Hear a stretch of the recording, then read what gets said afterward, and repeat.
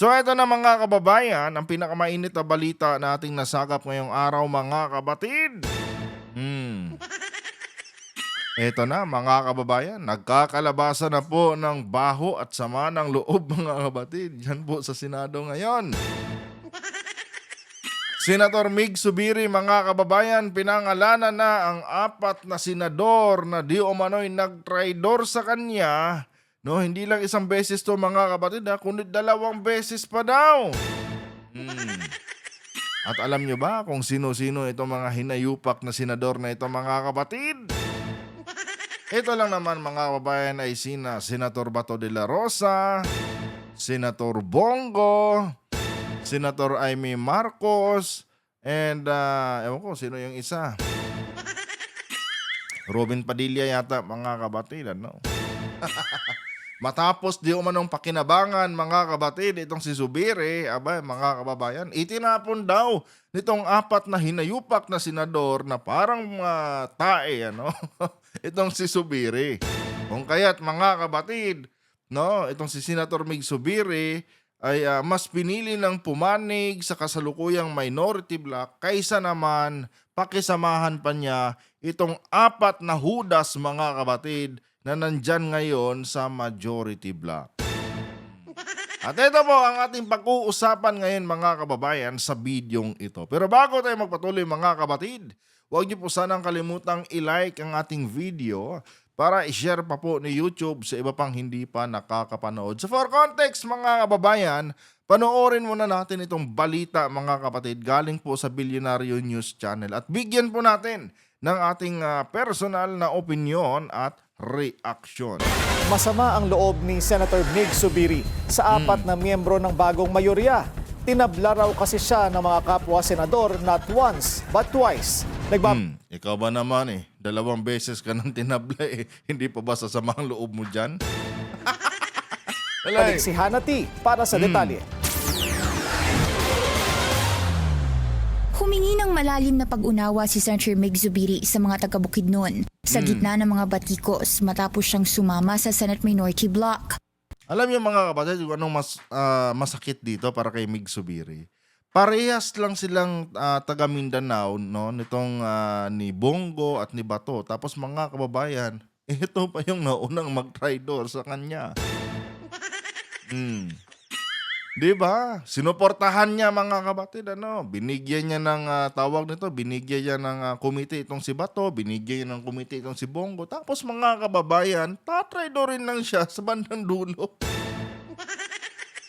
Ito talagang pinakamasaklap dito mga kapatid, ano? Sa part ni Zubiri dahil syempre kababayan niya from Mindanao. Tapos yun mga kababayan, ano? Sila pa ang nagtulak kay Zubiri para masibak mga kapatid, no, sa kanyang kinauupuang posisyon noon bilang Senate President. At alam niyo kung ano nakaka-insulto doon mga kababayan? Itong si Bato de la Rosa, may paiyak-iyak pa at may payakap-yakap pa mga kapatid sa kanyang asawa. Tapos na booking din kalaunan mga kapatid na ito palang si Bato, no, isa din pala sa mga bumoto para sibakin siya bilang Senate President. Biruin niyo yan mga kapatid. Sobrang saklap, ano? Yung inaakala mong kaibigan mo, yung inaakala mong kakampi mo, yun pala mga kababayan, eto pa ang mauunang magtatraidor sa'yo. Kaya no wonder mga kapatid, eto no wonder, no, kung bakit itong si Zubiri hindi man lang nagpakita ng kanyang simpatya kay Bato noong nataranta si Bato mga kababayan, ano, noong bumalik siya dyan sa Senado at tinangka ng NBI na iserve yung kanyang warrant. Ni minsan mga kapatid, ano, sa part ng tawag dito, sa part ng issue ng Senado na yan mga kababayan, wala man lang naging statement itong si Zubiri. Kasi nga mga kababayan, siguro nasa isip din ni Senator Mig Zubiri, yan, dapat nang sa iyang hinayupa ka. May payakap-yakap ka sa asawa ko, may paiyak-iyak ka pang animal ka, ha? Tapos yun pala, ikaw pala ang nanguna sa pagtatraidor sa akin. Binigyan pa kita ng kumitik ang hinayupa ka, tapos tatraidorin mo lang ako. Kaya wala tayong nakita mga kababayan na kahit anong simpatya, no, na ipinakita itong si Zubiri para kay Bato that time. Kasi nga mga kapatid, sobrang lalim pala ng galit ni Senator Mig Zubiri dito sa hinayupak na si Senator Bato de la Rosa. Alay. Sa isang press conference sa Malaybalay City, sinabi ni Zubiri na masakit para sa kanya ang mga kritisismo dahil malalim ang kanyang ugnayan sa mga taga Bukidnon. I'll tell you to the people of Bukidnon, I love you. And I'll die for you. I will die for him if need be. So, I hope that you understand the position. Kasabay niyan ay inilahad niyang pakiramdam niya ay binetray siya ng 4 na miyembro ng kasalukuyang Senate majority na Anong pakiramdam? Anong pakiramdam? Literal talaga. No? Harap-harapan ka talagang trinaydor ng mga itinuring mong kaibigan. And eto lang actually Senator Mig, hindi naman talaga ikaw, no, yung kailangan nila. Nagkataon lang, no, na naging senador ka. Kaya ikaw yung dinikitan ng mga hinayupak na yan. Ang totoo kasi niyan, ang kailangan talaga nila is yung boto ng iyong mga kababayan dyan sa Bukidnon. Naging channel ka lang, no, para makuha nila yung boto ng mga kababayan mo. Kasi kung hindi ka senador, no, at hindi ka kilala, hindi ka lalapitan ng mga hinayupak na yan. Kung mahinang klaseng politiko ka, hindi ka lalapitan, no, ng 4 na hudas na yan. Nagkataon lang na talagang malakas ka sa mga kababayan mo. Kung kaya't dumikit sila sa'yo para makuha ang boto ng mga kababayan mo. Aside from that, Senator Mig, wala na silang ibang kailangan sa'yo. Ganon kasi yung trademark mga kababayan, no, nitong grupo ni Sara Duterte. Hanggat may papakinabangan, nabubulol ako. Hanggat pwede ka pa nilang gatasan, no? Hanggat may napapala pa sila sa'yo, no? Talagang sisip-sipin nila yan. Didikitan ka nila, sobrang dikit na masasabi natin, mas madikit pa sa linta. Ngayon, pagka nahigop na nila lahat, nasipsip na nila lahat ng mga pwedeng sipsipin nila sa'yo, wala na. Etsapuera ka na. Diba? Ganon ang style nitong grupo ni Sara Duterte. At ang mas worst pa dyan, pagdating ng araw, no, pagka nagkagipitan, i-deny ka pa na may connection sila sa'yo. Alam niyo na kung sino ang tinutukoy ko, mga kababayan, sa part na yan. Tignan niyo na lang kasi ang nangyari kay Ramil Madriaga, mga kabatid. No?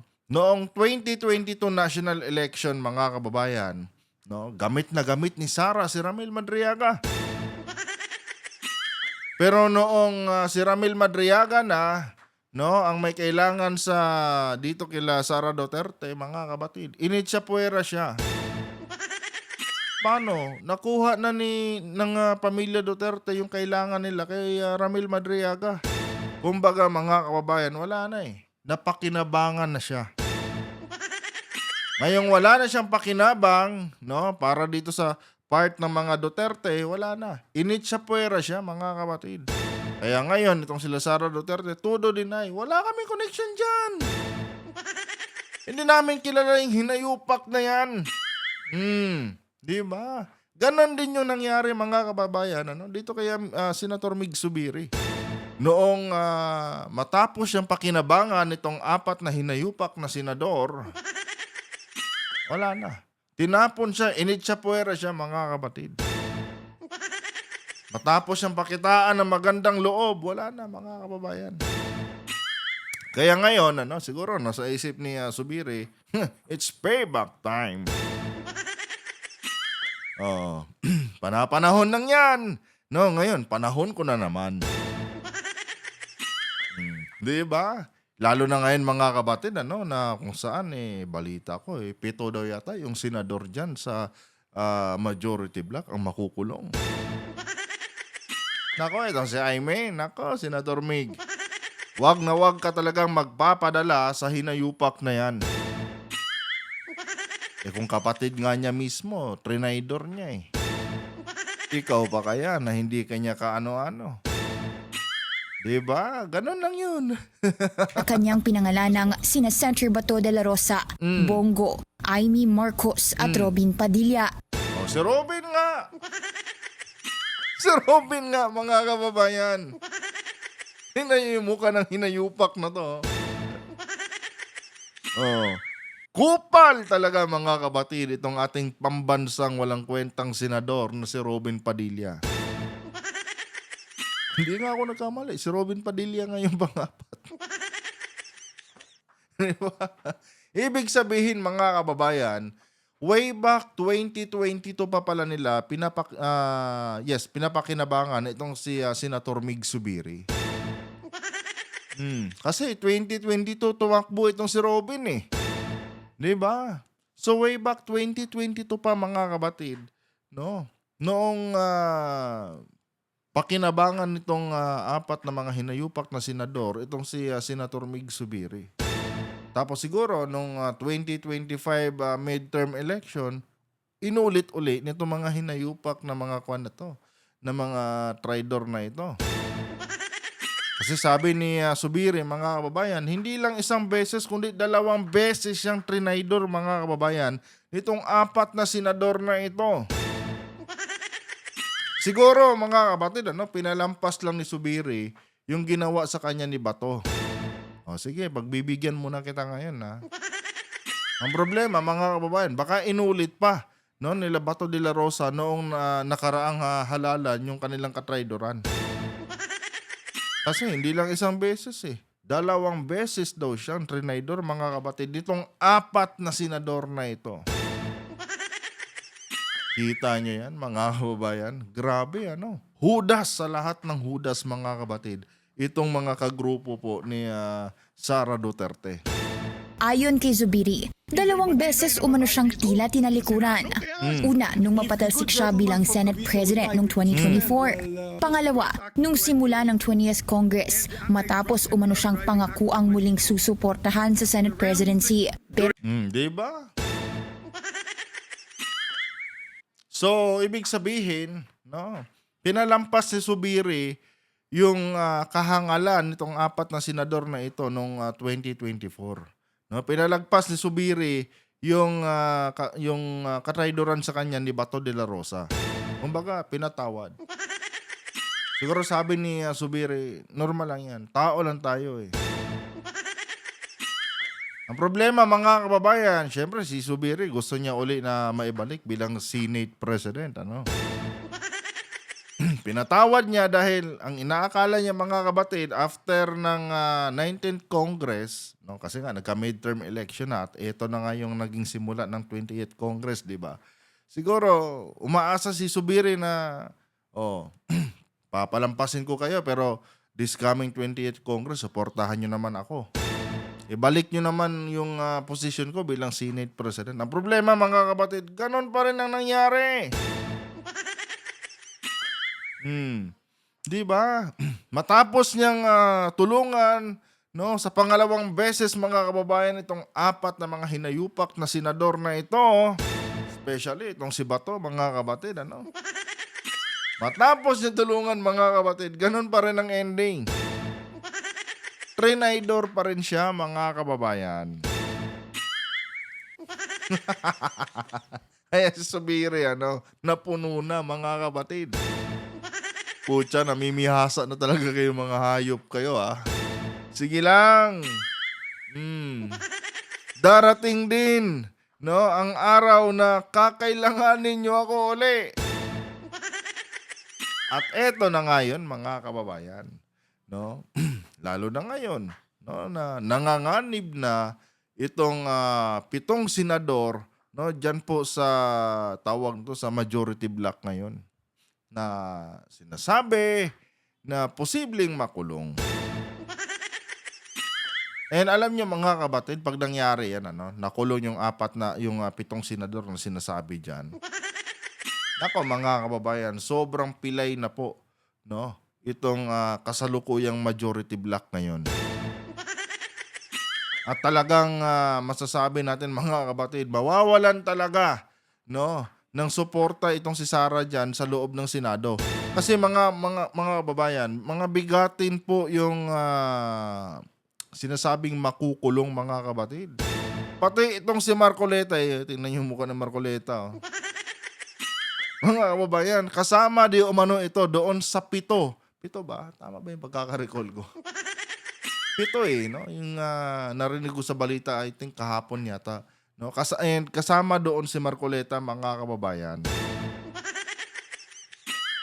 Pag ito mga kabatid, no? Tulad nitong ni Marcoleta, tulad nitong ni Bato, ni Bongo, diba? Pag yung mga hinayupak na yan, mga kabatid, na kulong.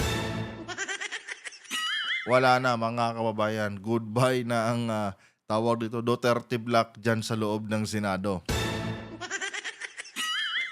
Kasi nga mga kabatid, ang maiiwan na lang si Robin Padilla.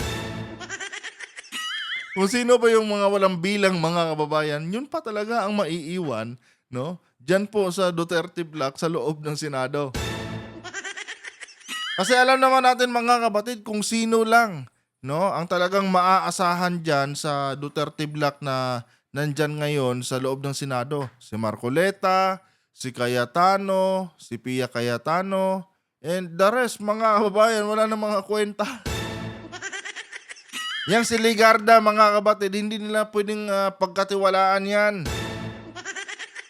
Kasi yung si Ligarda mga kababayan, weather yung hinayupak na yan. Kung saan siya nakakakuha ng pader.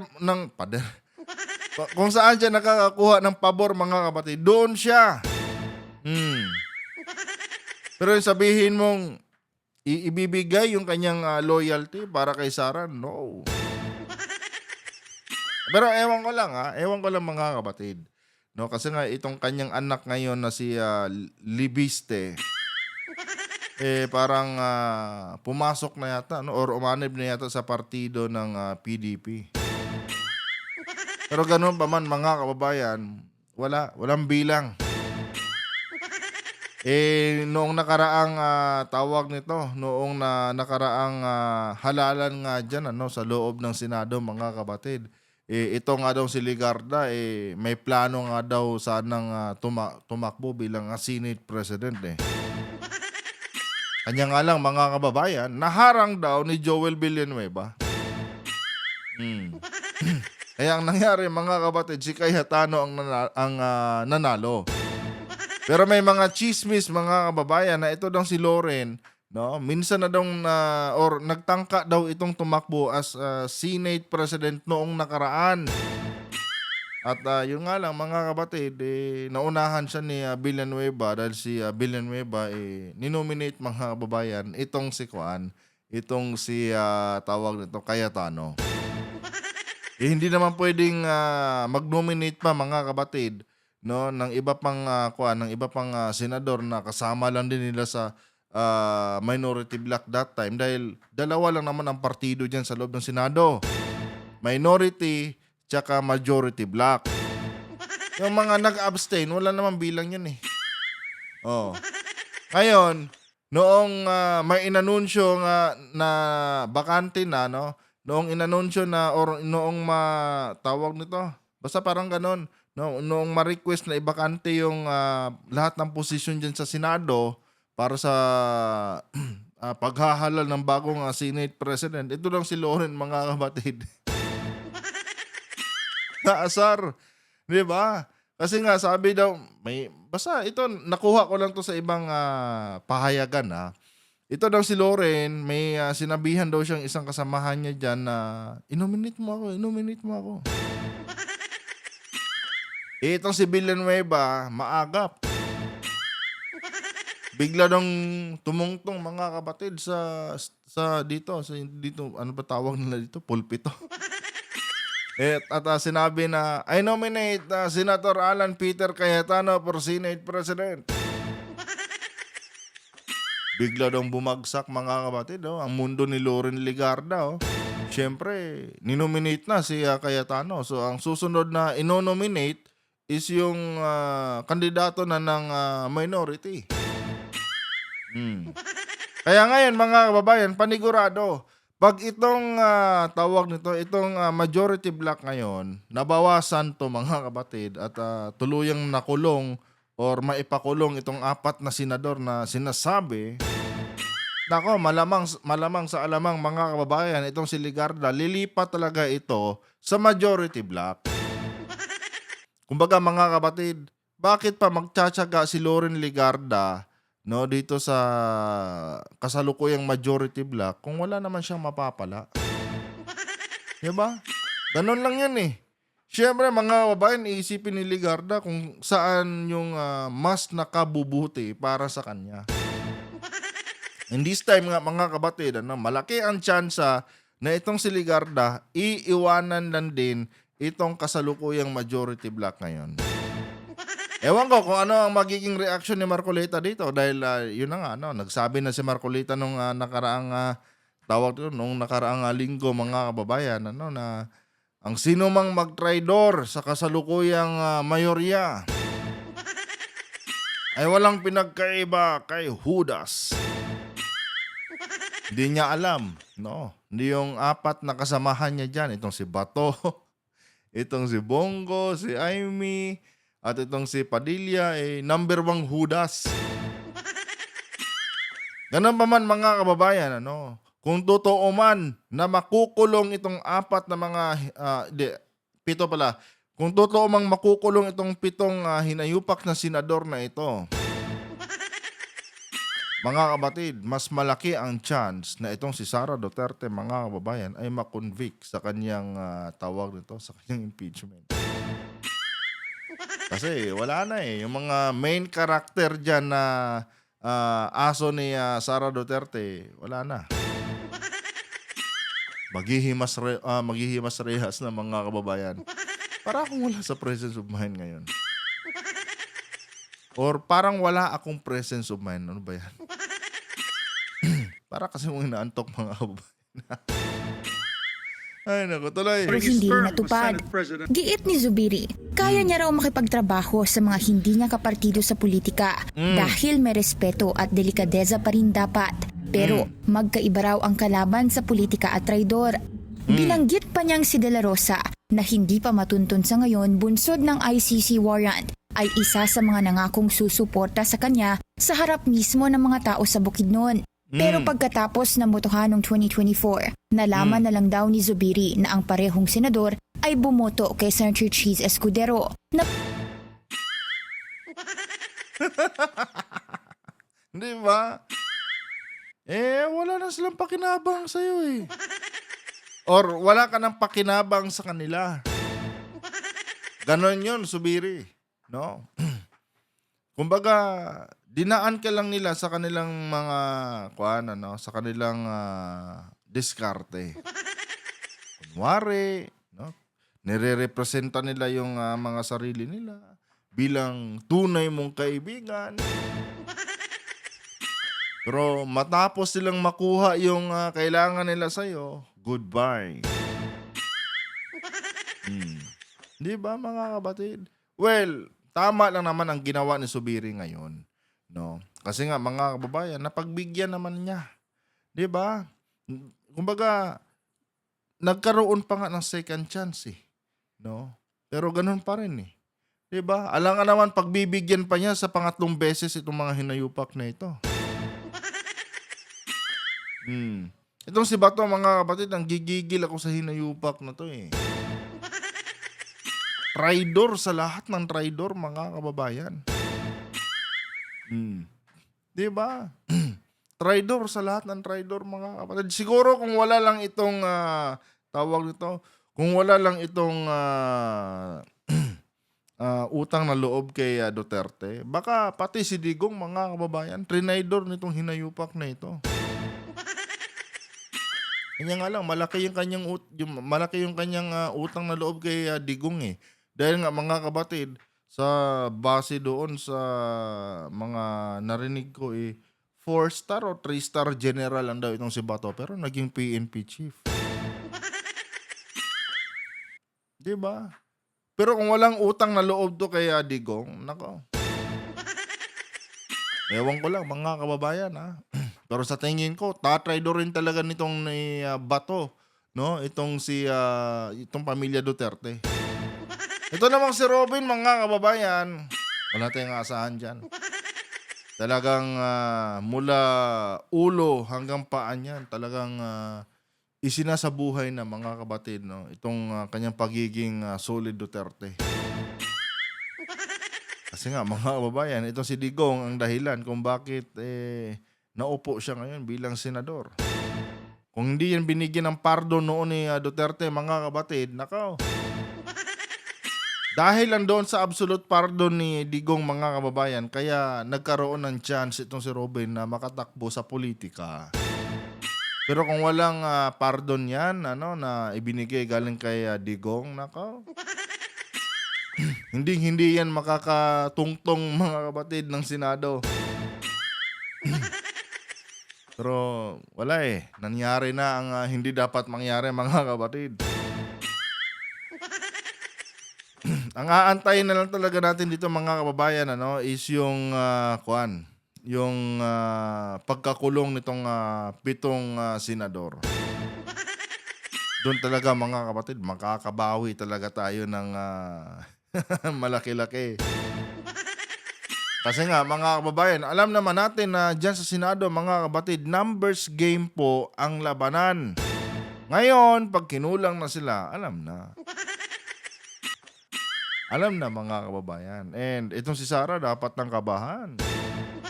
Anyway mga kababayan, gusto ko lang palang batiin ng happy birthday itong ating walang kwentang vice presidente na si Vice President Sara Duterte. Birthday pala ng animal ngayon mga kabatid, May 31, birthday po ng ating walang kwentang Vice President na si Sara Duterte. Kahit pa paano, nabati natin siya. Hindi nga lang sa magandang paraan. Pinalitan siya noon bilang SP.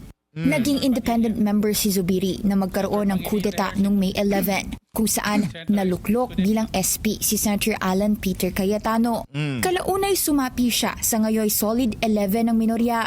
Kabilang din siya sa mga senador na nag-walk out sa plenaryo noong May 26 bilang pagtutol sa naging debate to divide the House pagdating sa kung dapat bang isa lang ang panukalang payagan ang remote participation at online voting sa Senado.